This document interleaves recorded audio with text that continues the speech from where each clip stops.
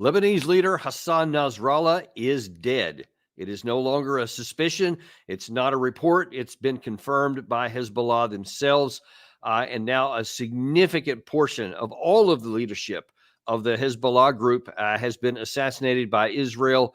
And they are reeling right now, trying to figure out what they're going to do next and try to figure out what the region is going to do next and what's going to happen next. We have two great guests on today to really cover a whole spectrum of this. And that's Matthew Ho, former State Department official. You know him well. We have also got Larry Johnson, who I see is now popping in, former CIA analyst. And so we're going to cover this from every aspect here, because there are a lot of ramifications to go on to this. And fellas, first of all, just really appreciate you guys joining us on a Saturday afternoon. Thanks for joining. Thanks for the invite. Well, listen, okay, we have having some issues there, by the way. Sorry, with Larry's got some issues with his internet connection, and he's trying to find a way to make his phone work. And so that's why it's not quite the same as normal, but we are grateful. We're grateful for what you got. Yeah. Okay, so we now have absolute confirmation that Hassan Nasrallah is dead, and that is really, I think, something, at least speaking for myself, that caught me totally off guard. I did not expect Israel to take that move, even though they'd been taking out lots of his lieutenants and some of the other commanding generals. It caught me off guard. And first of all, I just kind of wonder what your guys' thoughts are on this precedent smashing move by Israel to take out the leader in such a dramatic fashion. Matt, you first. Well, it was dramatic. It made me think of the scene from The Godfather, the famous baptism scene, where he's standing up there and he's renouncing evil at the same time as his people are going out and carrying out evil. And we essentially had that occur yesterday with Benjamin Netanyahu at the United Nations, opening with just remarks about how Israel's for peace, he is for peace, on and on and on. At the same time, these strikes were on the verge of being carried out. So the theater of it, the drama of it, certainly, if people were like me and you watched, say, Al Jazeera last night, you could see just the constant strike after strike, illuminating the Beirut skyline, reminded me very much, of 20 years ago with Baghdad. But certainly I think a lot of us were taken off guard by it, Danny, because it just seems so untoward and it just seems so out of bounds. But we're foolish then, right? Because they just did this. The Israelis just did this in July when they assassinated Ismail Haniyeh in Tehran. So the idea that they are going to respect any bounds, that they're gonna keep it within some type of standard that we might be expecting, we're fools for even thinking that, because it's based upon everything the Israelis have done up to this point, including the last couple of days. But certainly, this was in the best American example of shock and awe. But we also have to remember what comes after shock and awe. And so, anyone who's celebrating and thinking this is the end of it, like the Vice President in her statement today, seemed to be, you're being very ahistorical. And Larry, before I ask you a question, I want to bring that up because I thought it was so. Matt, you called it theater, where Netanyahu goes to the UN knowing full well what's about to come in and launches off with this statement. This war can come to an end now. All that has to happen is for Hamas to surrender, lay down its arms, and release all the hostages. But if they don't, we will fight until we achieve victory, total victory. There is no substitute for it. So actually, Gary, sorry, I set you up there wrong. I wanted you to play that one where he said the piece that Matt had referred to there that we had a second ago.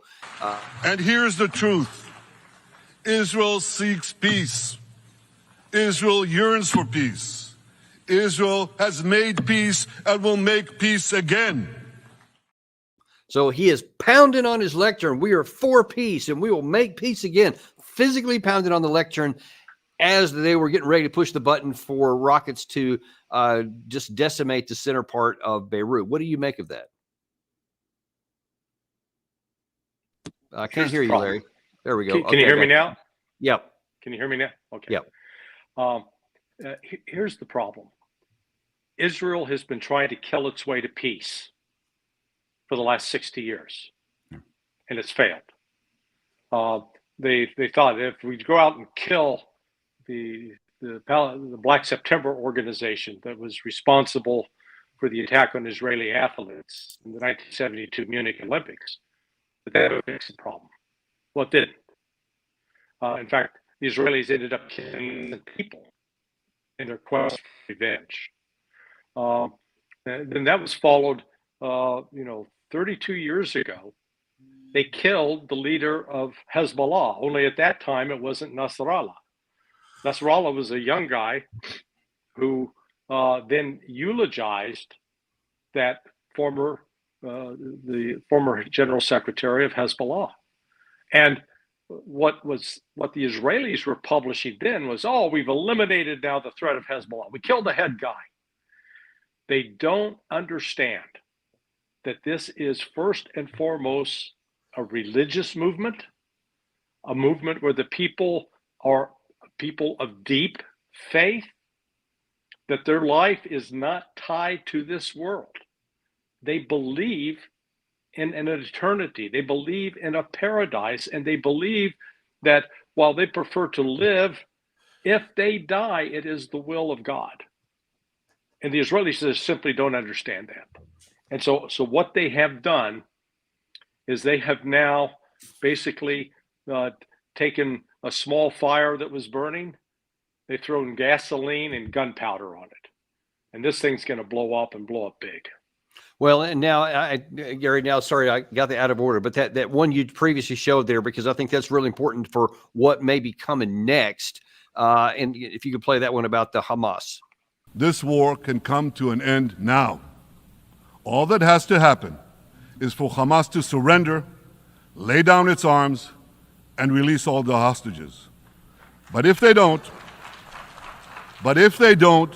we will fight until we achieve victory, total victory. There is no substitute for it. So, I think actually there is a substitute for it, or at least an alternative. It could be diplomacy, which is like a ceasefire, which a lot of people have been trying to get for the long time. And it's actually been, categorically rejected here. So, Matt, let me ask you this. It's been close to a year now. We're closing in on the year anniversary of this war here that he's talking about getting to total victory. They have launched from north to south, from Gaza all the way down to Rafah and to the gates down there in front of Egypt. And they have killed tens of thousands of people, but they don't seem to be any closer to an end. And now then they're talking about, again, moving all the hundreds of thousands of people out of Gaza City in the north and trying again. Can he achieve a total victory? Not in any sense that the three of us or anyone who's watching or anyone who has a degree of sanity would agree as, excuse me. Anyone with a degree of sanity or a brain in their head would understand as victory. There is no victory in this. There's only war. But Israel, Netanyahu exemplifying Israel right now, Israel has, since its existence, always lived in a state of war. They live in a house of war, if you will. And this idea that there is ever going to be a peace for Israel is at odds with what and who Israel is. I think if there ever was a peace, Israel would cease to exist. Israel needs enemies to prove its own self, to validate its own self, to receive the support from the Americans that keep it afloat. If people want to read a really great analysis on Israel's future, mid and long term, I urge you to go to Moody's credit rating agency and read their analysis they put out 2 days ago, where they further downgraded Israel in terms of it's still an investment grade, but it's barely an investment grade, and it's only because of the Americans. But their analysis of all this is really terrific. But if they do not have this constant state of war, they don't have this constant state of emergency. It is then, of course, it divorces themselves from their history, their founding, and in particular, the violence. The violence is so key, I think, to understanding Israel, how it was founded, how it was formed, how it established itself, how it maintained itself. This type of sheer brutal violence, a true battle of good versus evil, a Manichaean struggle, us versus them, humans versus subhumans, because they go that far with it. And so I don't think the Israelis have any idea of what peace actually looks like. It's either constant warfare or an occupation with punitive measures continually doled out. And I think that's essentially what we're looking at here. The Israelis, as long as they have the Americans go behind them, can continue to do this for as long as they want. I want to read you something here. This is just released not long ago by the White House, specifically by the Vice President. Because the question I want to go to next, right off the top, is what can we expect next? What do we think is going to next happen? And I think one of you just mentioned this, but here's what allegedly the Vice President released herself. Hassan Nasrallah was a terrorist with American blood on his hands. Across decades, his leadership from Hezbollah destabilized the Middle East and led to the killing of countless innocent people in Lebanon, Israel, Syria, and around the world today. Hezbollah's victims have a measure of justice. I have unwavering commitment to the security of Israel. I will always support Israel's right to defend itself against Iran and Iran-backed terror groups such as Hezbollah, Hamas, and the Houthis. This sounds to me like what's next is who's next on the target list, and it doesn't sound like it's about to end. What do you think, Larry? Yeah, no, Israel's gonna continue trying to kill and get away with it as much as possible. You know what the vice president said is just it's a pack of lies. Number one, the accusation of Hamas as this massive terrorist organization, and I think we've talked about this previously. All people have to do is go to the website of the Israeli Foreign Ministry, where they list every act of what they call Palestinian violence, excluding October 7th, every act since 2000, August of 2000. And what you discover is that Hamas is barely active as, quote, a terrorist organization, and that the vast majority of attacks attributed to it fall more in the category of what I'd call personal violence of, one person taking revenge out on another.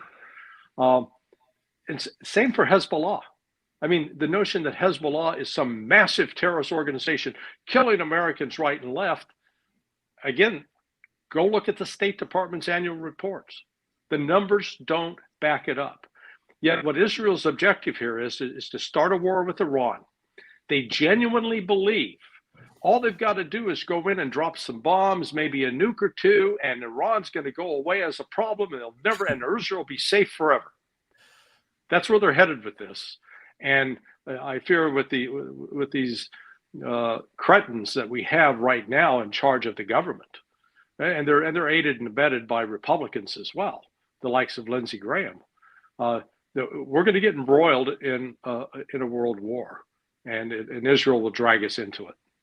Now, Matt, going back to your State Department roots here, apparently the European Union has been just pleading for a ceasefire with Hamas. With Israel, not just with the Hamas, which the U.S. has been pointlessly in vain trying to get done. But the European Union had said, hey, let's get a ceasefire with this Hezbollah situation before it blows out of control. And according to ABC News, Gary, if you could toss that one up on the screen here, according to ABC News, that's just been met with complete and utter failure. It says Israel is preparing for a limited ground incursion into Lebanon, according to a U.S. official. Israel has rejected a ceasefire proposal from the European Union, even a short one, according to the official, and have not maintained communication with the Biden administration. When you saw, you haven't actually seen it yet, sorry, we got a clip coming up where we're going to show the Secretary of Defense saying that we didn't know anything about this. We didn't know it was coming. We saw, I guess yesterday, Kirby say the same thing. We didn't know anything about this. We hadn't heard anything about this. That's what we said about the pager situation. So it looks like they are literally doing everything they want to as we give them $8.7 billion more dollars. And what does that tell you, Matt, that Israel's objective is in this conflict? Well, their objective, and just to add on to the point that Larry's making about these organizations, Hezbollah, Hamas, and that they are not terrorist organizations in the way that they are demeaned as such. And they're no more terrorists than state actors are when they kill civilians. But for most people, I think most Americans have no idea how Hezbollah was formed. Most Americans probably believe Hezbollah was formed because a bunch of guys were sitting around reading old books and they just hate Jews, and this is what they came up with. When the reality is Hezbollah was formed in 1982 following Israel's invasion of Lebanon. And so not understanding that key aspect of where Hezbollah comes from, and why they have the support of so many within Lebanon, so many within the region and around the world. If you don't understand those basic realities about these organizations, you'll never have a good grasp of what's actually occurring here, or you'll live in a fantastical world where you think, as kind of Larry was saying earlier, this idea that you can kill yourself to victory. We just have to bomb everybody on the org chart and then we win. And so the where's this go to with Israel, though, is they continue to do what they want because there is no leverage that can be put on them. There's no penalties for them, and they see a political gain for them.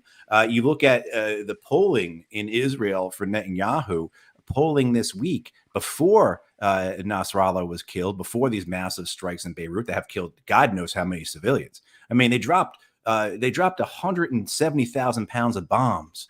Right in that densely 700,000 people live there. They dropped 170,000 pounds of bombs. We won't know for a long time how many people were killed. But, for Netanyahu, the gain, even though Israel's, the IDF apparently is exhausted, its economy, they are bleeding out.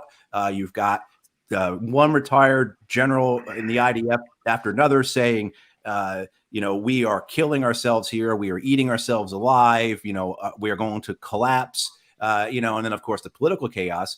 But you look at the polling, and Netanyahu is doing quite well. Polling this week, again, before the assassination of Nasrallah, Netanyahu was the Likud party was looking to get 25 or 26 seats in the Knesset, which is up over the 19 or 20 that they were projecting a few months ago for them. So the benefit to Netanyahu is clear. This is how he maintains power. This is how he expands power. And of course, too, I think we should also recognize, getting back to this idea of theater, maybe one of the reasons why this occurs now, not the only reason, but one of the reasons, is because next week is the anniversary of October 7th. And rather than having to face up to that failure, rather than having to face up to how the Israeli government killed so many of their own people, how no one has really been held accountable, et cetera, et cetera, et cetera, you can offer up Nasrallah's head on a plate in substitution for having to actually address what truly happened on October 7th. Wow, that's really interesting, especially when you think about the timing of when this happened. I'm going to show you a clip and staying in the theme of what's next or what may be next. I'm going to play you a clip of what Netanyahu said at his UN speech just before this assassination strike took place. But I want to kind of set it in the context. So in just the last number of months, Israel has assassinated people in Tehran, in the capital city of Iran, during a presidential inauguration. They have leveled a diplomatic compound in Syria. They have assassinated a number of Hezbollah leaders in Lebanon, even before this current spate here. And they have sent military jets to destroy areas even in Yemen. So literally all over the Middle East, you have Israel physically attacking lots of targets and killing people, breaking all kinds of norms. And we're going to talk about that precedent setting in a second, because I don't want to lose the ball on that one. That's a really important one. But first of all, in that context, here's what Netanyahu said at that UN speech. I have a message for the tyrants of Tehran. If you strike us, we will strike you. There is no place.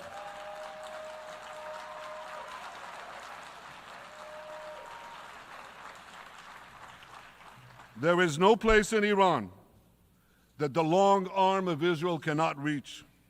And that's true of the entire Middle East. And Larry, Gary, sorry, if you could play that next one there, where he's talking about the Iranian nuclear weapons issue. Iran now seeks to weaponize its nuclear program for the sake of the peace and security of all your countries. for the sake of the peace and security of the entire world. We must not let that happen. And I assure you, Israel will do everything in its power to make sure it doesn't happen. Okay, so, and I'm going to want both of your opinions on this one. Let's start with you, Larry, because he is really sounding, again, knowing that this was right on the cusp of the attack that was coming in to take out Nasrallah. It sounds like he is setting his next sights squarely on Tehran and wants to go after it no matter what. So he's coming up with this excuse of, well, they have a nuclear weapons program, and I need to protect the whole world to go after it. What do you say to that? Well, no, he believes it, and I could introduce you to a number of Americans, Jews, who are fully convinced that all Israel has to do is just drop a nuke or two on Iran, and they'll just destroy Iran. It'll come apart at the seams. I mean, this is the same kind of ridiculous fantasy that infected the minds of top generals in World War II, who thought all they had to do was drop bombs on Germany, and that would bring the Germans to their knees, and that would end the war. Well, it didn't happen, and we've never had just one single example, even with the use of atomic bombs, that bring a war to a conclusion in quick order. So what Israel is embarked on is they believe their only way out is to start this war with Iran and get the United States involved. And what they're forgetting is that China and Russia have exercises with Iran for the last 5 years, naval exercises and some ground exercises. In addition, Russia is including basically a defense agreement with Iran. So any action like this by Israel is going to bring in Russia and China. And that's why I say that this is headed towards a global conflagration. And the sad irony about all of this, the terrorists, the ones who are engaged with the most terrorism are the Israelis. Mm-hmm. They've assassinated more, they've killed more women, they've killed more children, they've killed more civilians than Hamas and Hezbollah have in the last 40 years. Take every single victim of Hamas and Hezbollah, every act that you could attribute to them. And in just this last year, Israel has killed more women, more children, more civilians. And yet they want to hide behind the excuse of combating terrorism as they go about their murderous ways. I mean, it's sickening. Yeah, that's one of the reasons why I wanted to set the context there, because I think we need to educate some people that only hear the sound bites and the headlines, because if you only listen to Netanyahu or some of our senior American officials, you think that Israel's a big victim here, and holy cow, they've got to do something because everyone's against them for no good reason.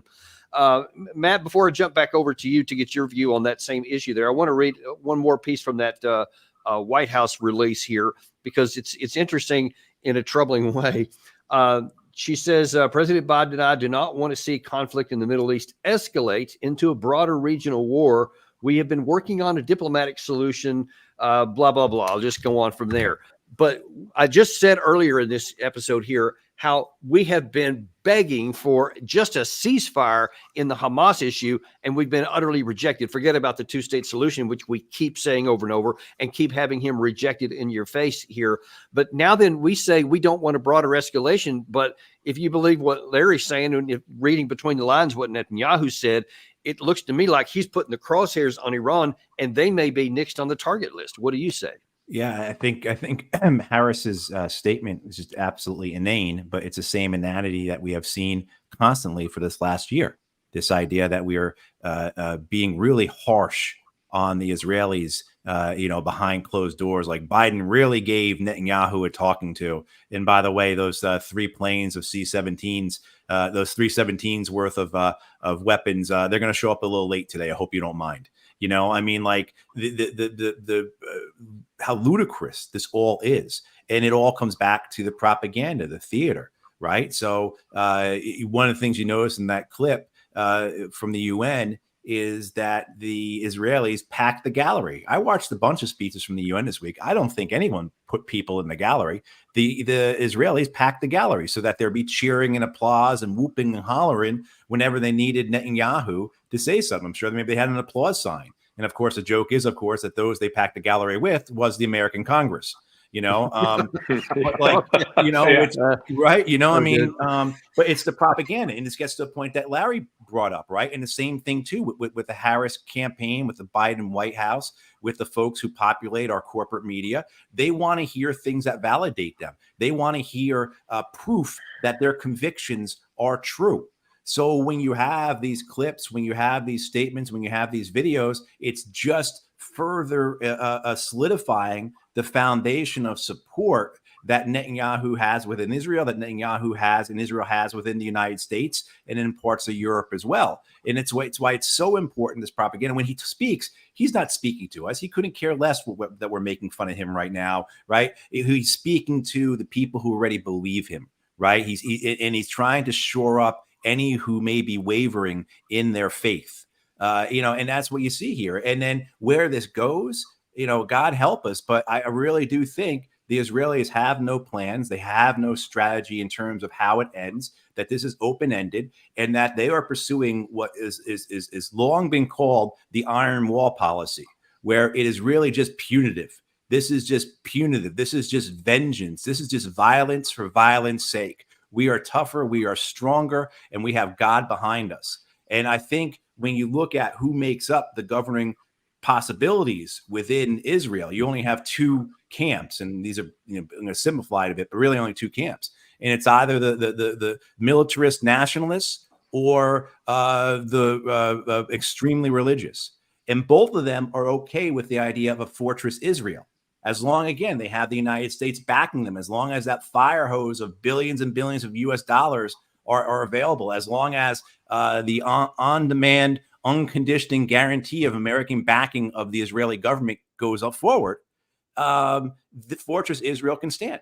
And if you're a militant nationalist, that kind of goes with the way your life is. You've got to expand out. You got to create a buffer zone. You got to keep us safe from the barbarians. And then on the other side, if you're the religious side, well, isn't Fortress Israel, doesn't that just fit right in with your whole cosmic understanding of history? Isn't this what the Jewish people are supposed to be doing, fending themselves off against the entire world, essentially? So, the troubling thing is it fits their ideologies, it fits their outlooks, it fits what they want.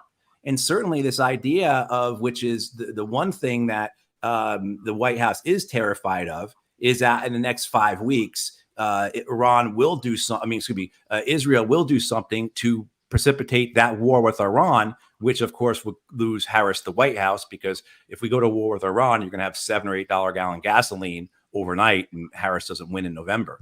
But the thing for the Iranians, though, at this point, they understand that, but they also know that after the elections are over, I'm sure the Israelis may be willing to do whatever they want, because they feel they don't have to be careful with American politics, because at that point they'll have the complete buy-in of both parties. Yeah, and that's a great headline, Gary, you just found, because it just makes it look more and more like they are in the crosshairs. So, but let me ask you, Larry, what could Israel do? They especially if they indeed go in on the ground, even a quote limited incursion into southern Lebanon, while they still have a lot of their force deployed in the Gaza Strip, and then what? They think that they could potentially somehow strike Iran too, that air power alone would get it. I mean, they can't launch out on this war unless the United States is physically with them. Or do you think that they may try anyway, and then if they get into trouble, then that will force the U.S. to come in on their side? How do you see that playing out? Force the hands. So they're drunk with their own power, and they've been able in the United States, prominent Democrats that dared to speak up against them when they've suffered no repercussions. So they're really feeling that they can do about anything with impunity, and the United States is going to go along.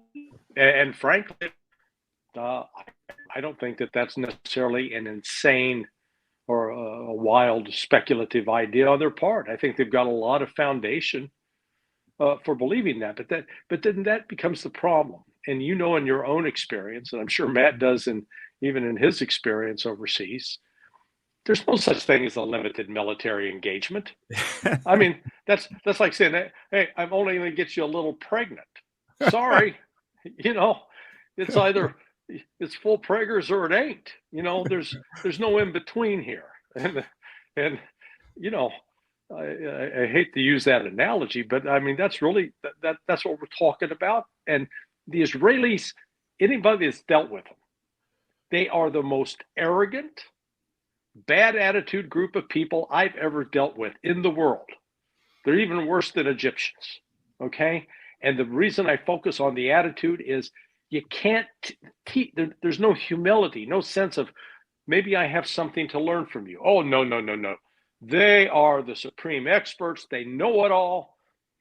And even if it blows up in their face, they're not going to admit, oh, that was a bad decision. Yeah. And in fact, I did a show a week or so ago looking back at the 2006 second Lebanon War, Israeli-Lebanon War. And one of the, from the U.S. Command and General Staff College study, they concluded then, and they actually went back through a lot of the history from the 67 to the 73 wars. Also, it says Israel historically does not have a plan when it starts to use tactical actions. And it seems that is absolutely still in the case here. So, Matt, let me ask you this.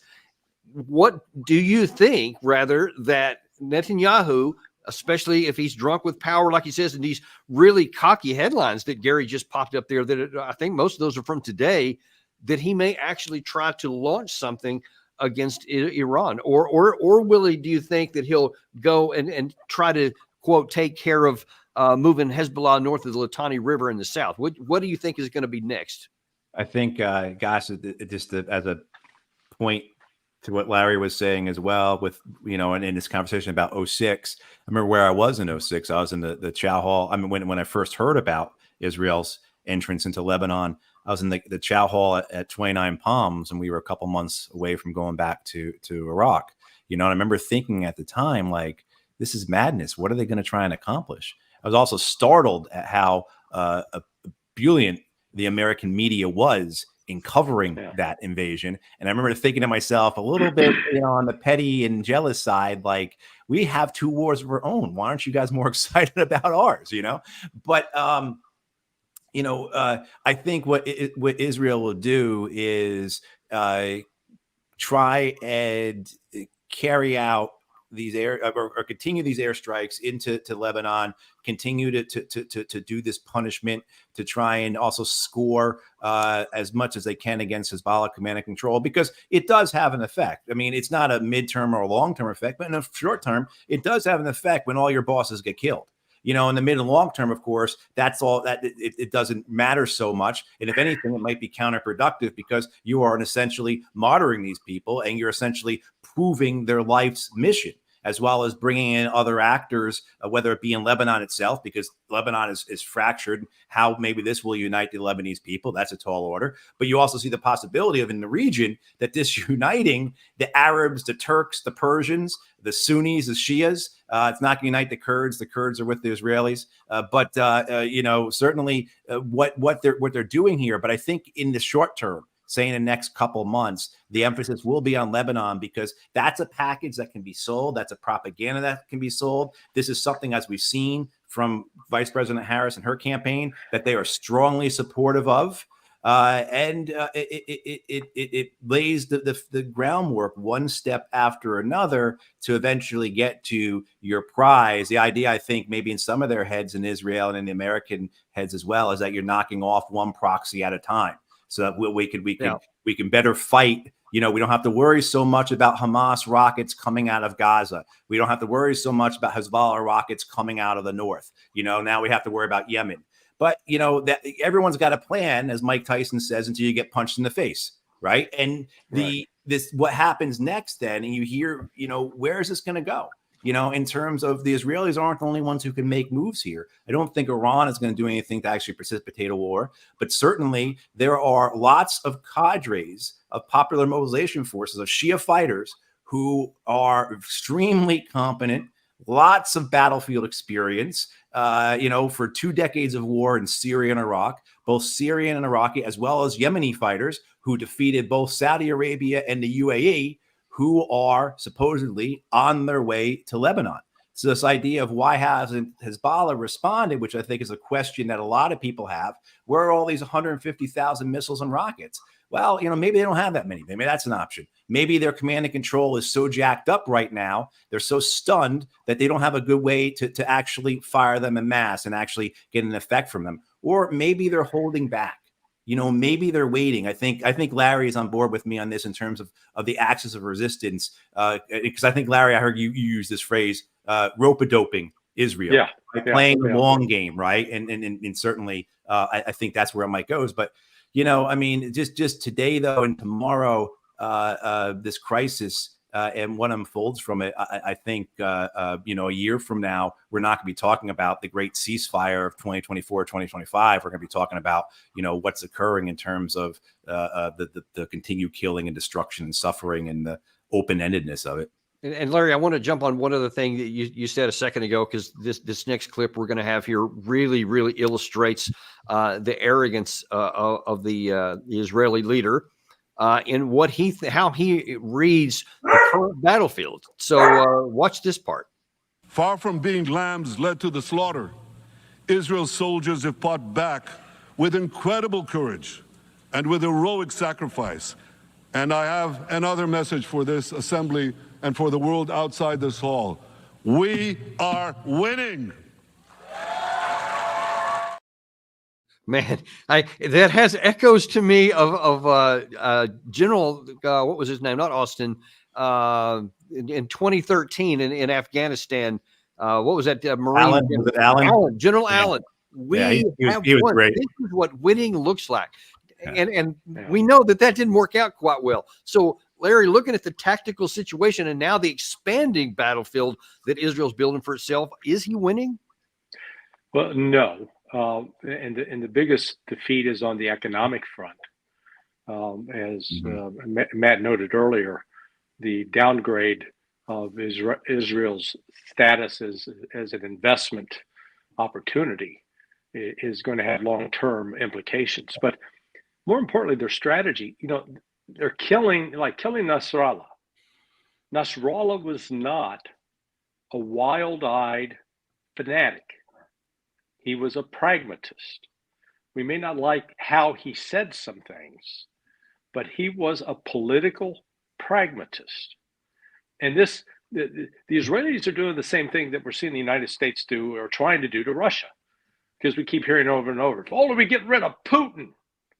Yeah, you get rid of Putin, and then what comes next? And so what comes next within Hezbollah is very likely not going to be somebody who says, oh, geez, these Israelis, boy, they're too tough. We better just give in to them and go away and die. No. You're going to get younger people who may be less mature, who may be less inclined to patiently sit back and take some punishment. They may be ready to dish it out regularly. And the other dynamic here that Netanyahu's failing to take into consideration, and you've touched on it on your show with Doug McGregor in particular, what's happening in the streets in Jordan, in Turkey, in Egypt in particular, those three countries, which have in the past been willing to try to accommodate Israel, are going to face tremendous domestic political pressure to get off their ass and do something, to fight back. The hot air balloon that's called Erdogan, he may have to come down to earth and actually, put some meat behind his mouth.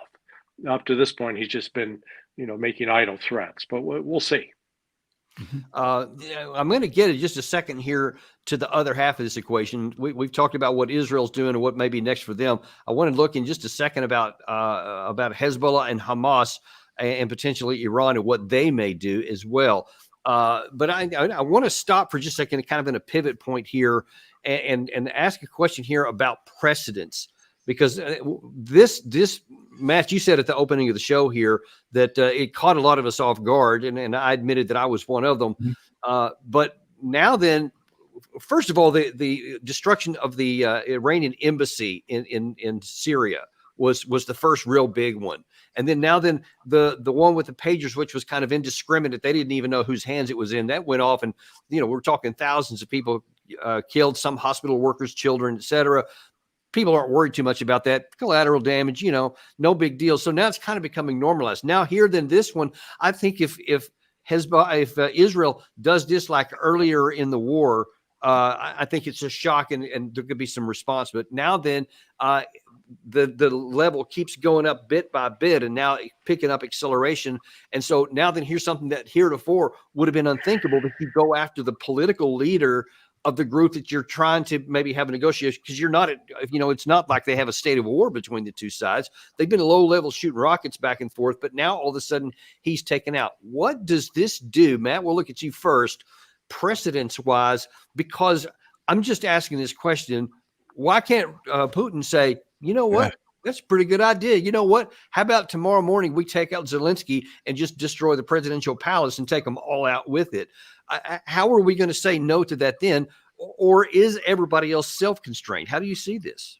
Well, in terms of the U.S., I mean, we're such a state of double standard and hypocrisy, right? And so unsound and so unreasoned that we would have Jake Sullivan and Tony Blinken and Admiral Kirby. They would have all the explanations for why the two situations are different, right? And this is what the problem is. They keep building these lies. They don't stand on any type of principle. They don't stand on any type of strategy, right? So we're just making things up as you go along to stick with the narrative, and you're basing your policy on your past narrative because your policy has to prove that narrative true, right? I mean, so then you have these situations where you get into these absurd double standards, and you in both sides then are falling in on you. So whether it's the fact that you've got a losing war in Ukraine that was always unwinnable, or you've got this hell in Gaza, this expansion of the war into Lebanon, and the threat of an explosive regional war,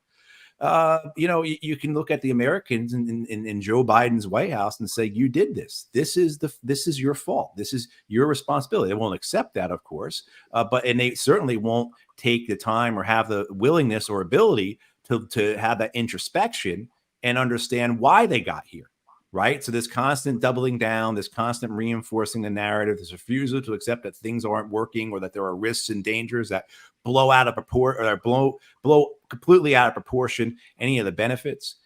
So, yeah, I mean, the issues here with the precedent being set. There's also the precedent too in our own American experience that when you kill somebody, it doesn't win the war for you. We didn't kill Saddam Hussein, but we brought him out of power. We killed Zarqawi in 2006. We killed bin Laden in 2011. And just look at how it happens after that. We killed bin Laden in 2011, and I remember being in DC, and the people were celebrating outside the White House, and just like Israelis were celebrating last night in Tel Aviv. And, the idea being, of course, that, after bin Laden died, Al-Qaeda became its strongest. After bin Laden died is when Al-Qaeda grew into cadres of tens and tens of thousands, and they conquered territory and they took over major cities after he died. So to Larry's point, you get rid of Nasrallah, you get rid of all these longtime commanders. Who replaces them? And these guys aren't inexperienced. So you got rid of the 50, the 60, the 70-year-olds. And so essentially the 30, 40-year-olds come in. These are the guys that fought in Syria. These are the guys. And I think that is, if you're looking at what is the axis of resistance strategy, it's to right now, kind of a boxing type comparison. Israel has the reach, and they don't want their opponent to get in close. And that essentially, I think, is what the axis of resistance wants to do now or needs to do now. Is for Hezbollah, and if they get assistance from the Syrians, the Iraqis, the Yemenis on the ground, and then they get continued support. And I think one of the things that Turkey might do is start providing support to Lebanon, right, to Hezbollah, in a way that you couldn't have imagined them doing that a year ago. Maybe that's what they'll do. Maybe that's how Erdogan will put some meat behind his words, so to speak. The other awful thing, if we really want to start thinking about what could happen. Remember who Turkey utilized in Syria, right? They utilized ISIS. They utilized al-Nusra. So this idea of what may come from Israel may not just be a ground war with the Popular Mobilization Forces and Hezbollah, but also too, it's not too far of a fantasy to imagine somehow Sunni extremist jihadists getting involved in this as well, and then what comes from that. And this is why I don't think Israel is really going to put their troops into southern Lebanon in a large number. And Larry, I want to ask you a related question here. Let's look at the Hezbollah side of this.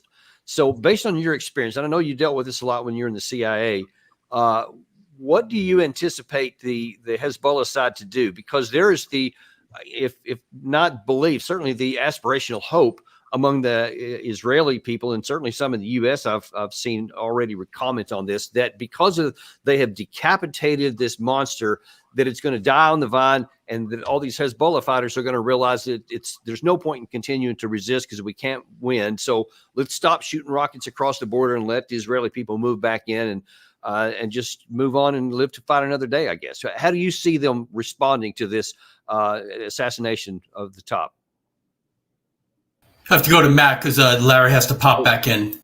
Okay. All right. Well, yeah. So, Matt, there's that question to you. What do you think Hezbollah is going to do? Are they going to back down, or do they have the capacity to rise up, especially with this command and control system being wiped out? Yeah, I think their best bet, as I was saying, is hopefully for Israel to invade. That sounds a little silly, right? But I think that is where they are strongest, potentially to repeat what occurred in 06, as well as why was Nasrallah, why did he have this role in Lebanon and throughout the region? Well, it's because effectively he's the only one who ever defeated the Israelis and made them and took back his land, right? So the Israelis occupied Lebanon for 18 years, all the way up to Beirut.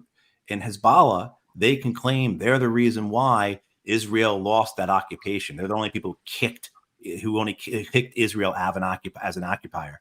Right. So I think that's what they want essentially to do. But certainly what they can do, they lost their command and control right now. But that's all replaceable. That's all fixable. And I think a lot of it has to do with what do their allies want to do and how do they best avoid what Israel is best at, right? And how not to just respond in a manner that just goes right into Israel. And I imagine the Hezbollah is going analog right now. If you're in Lebanon, you're still walking around with a phone or anything like that, I would advise you to get rid of it. Larry, let me ask you. Sorry, let me apologize for the internet interruptions, but Oh, hey, I know you're dealing with the deal, and we'll take what we can get. You mentioned earlier here about when Nasrallah himself was elevated because of the assassination of the previous leader.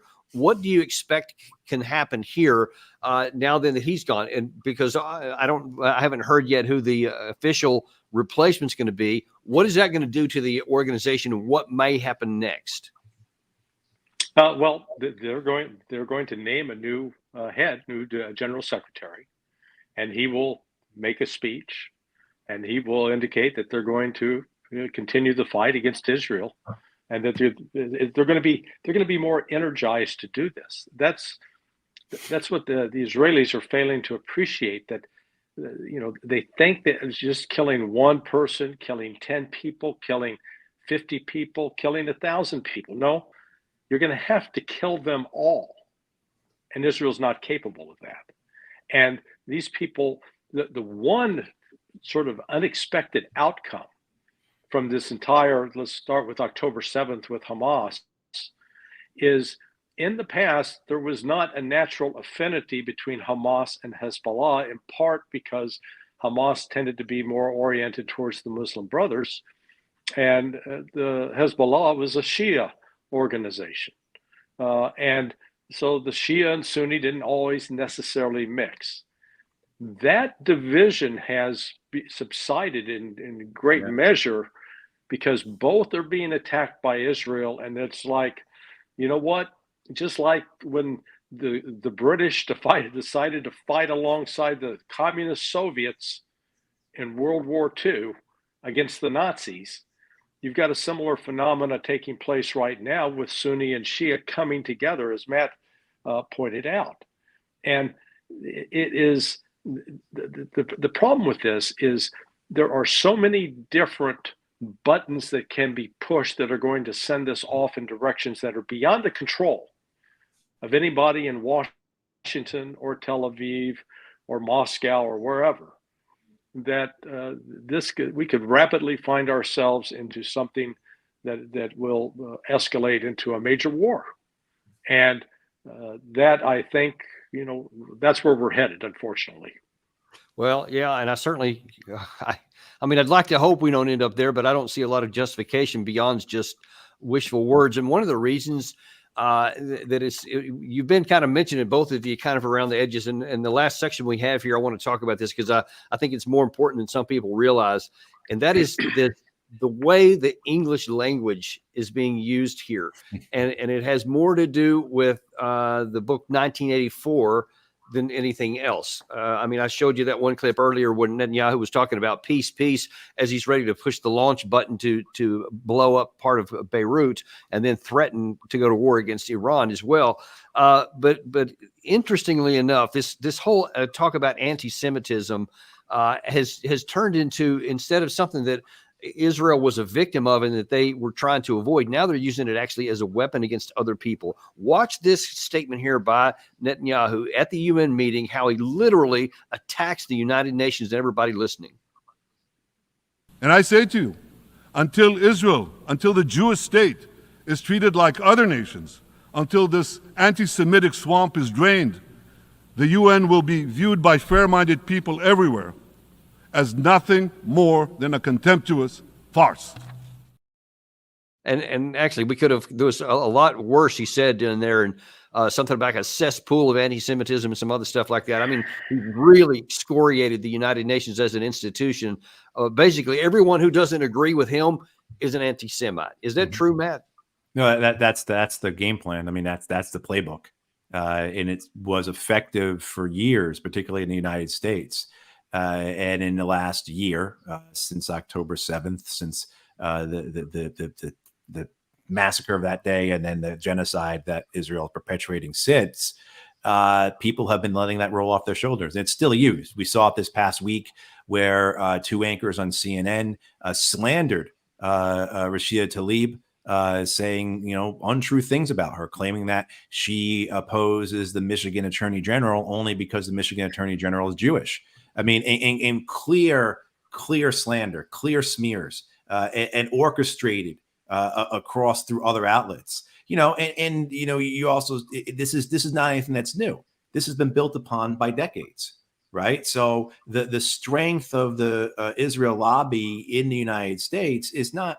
It didn't just, as the vice president would say, it didn't just fall out of a coconut tree, right? I mean, this has been built upon decades. So that it gets to the point where you have people say at CNN and New York Times who've never been contacted by AIPAC, but they've been working at the Times or CNN for 10 years, and they just know that they can't cross certain lines. CNN, of course, runs everything it publishes about Israel and Palestine through its people in Jerusalem, who run it through the Israeli censors first. So it just shows you like the type of infrastructure that's set up as well. But, what we're doing here right now, this conversation we're having, by the definitions of the Anti-Defamation League, we are having an anti-Semitic conversation. This is an anti-Semitic event.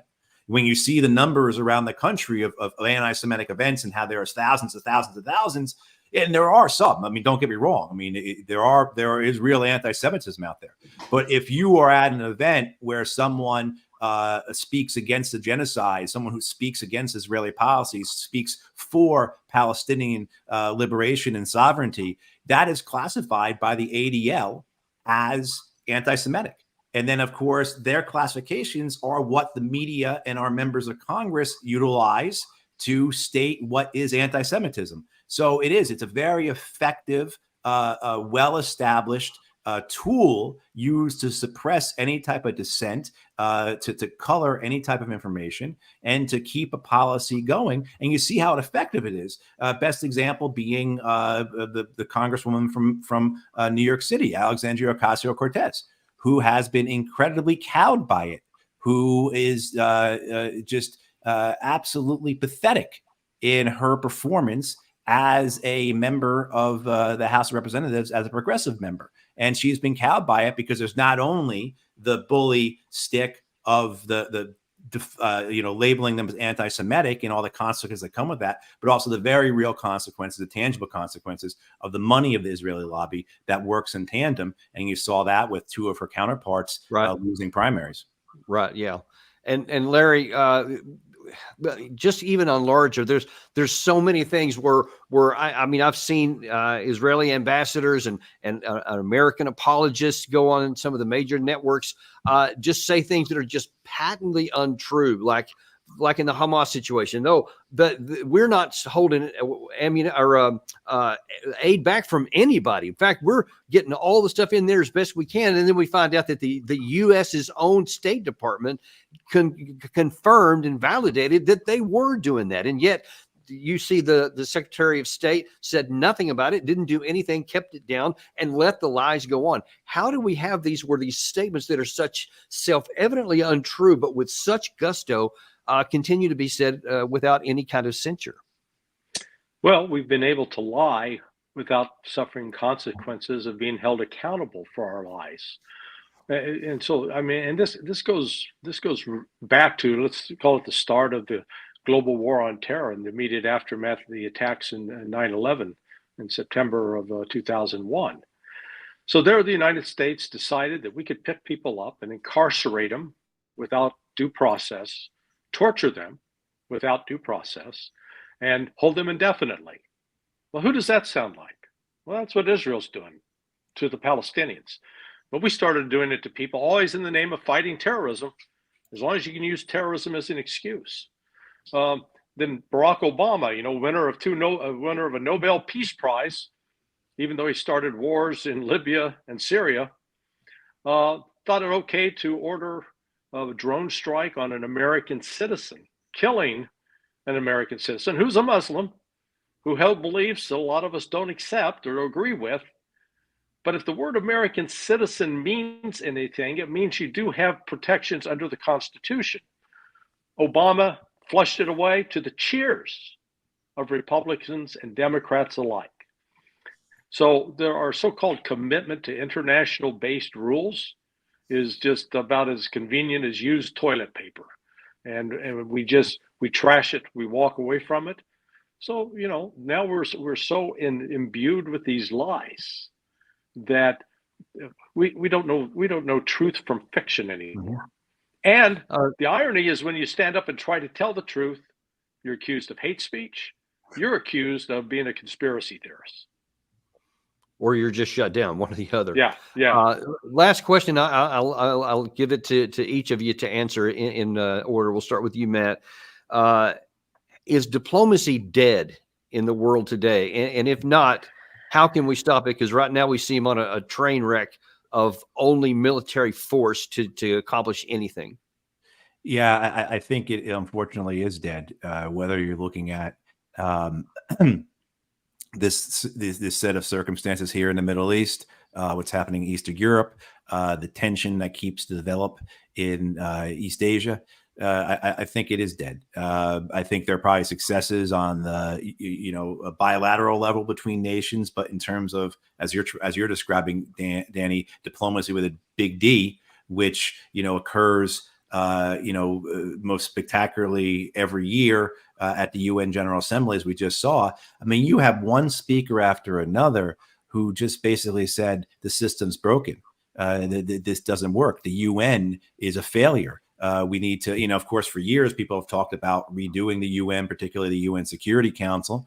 But, you also heard from those in the Middle East. And again, I understand that these guys often, their bark is much louder than their bite, but, keep pushing them, and then particularly the pressure from their own people within, and something may occur. And so when you hear Erdogan begin, when you hear Abdullah begin, what you hear, as well as from others, is that we have to take matters in our own hands. And I think that's what you're seeing. And I think what you have coming up with BRICS in particular, this idea that the rest of the world is going to take matters in their own hands, because diplomacy is dead.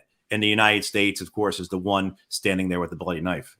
And Larry, let me add a slight amendment to the question for you. Same question, but with this caveat: what does Vladimir Putin conclude if Matt's right and diplomacy is dead? How does that influence what he may or may not do in his war? That the Americans can't be trusted, that the Americans, there's nobody to talk to in America, in the United States anymore. And let's put China in that ballpark too. Mhm. Just the other day, Blinken was lecturing the Chinese on how dare they provide any kind of military support to Russia, who's carrying out all of these atrocities.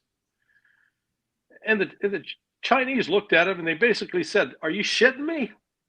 Really? You know, you're funneling weapons into Israel. You're funneling weapons into Ukraine. And when you compare the civilian casualties, the Russians, since the start of the special military operation, they've killed on average 320 civilians a month. The Israelis are killing 4,000 civilians a month, a factor of 10. And the United States wants to lecture China, and so Russia's got the same attitude. There's nobody in the West that's trustworthy that can be will keep their word. So, diplomacy's dead as far as the United States is concerned. It's still very active and alive with China, Russia, and the BRICS countries. As we've seen, China and Russia played a critical role in reconciling Saudi Arabia and Iran, for starters. And so the more we see that kind of movement, we're going to see the United States become less and less relevant. And that's really ultimately doesn't serve our national interests in the long run. No, it doesn't. It doesn't serve anyone's interest. We have talked so many times in the United States about how we've played this a few times. We're back in April. Biden said, "Hey, we're the indispensable nation. We shape events. We don't let events shape us." And yet you see we're literally handcuffed and handed over the power to Benjamin Netanyahu individually.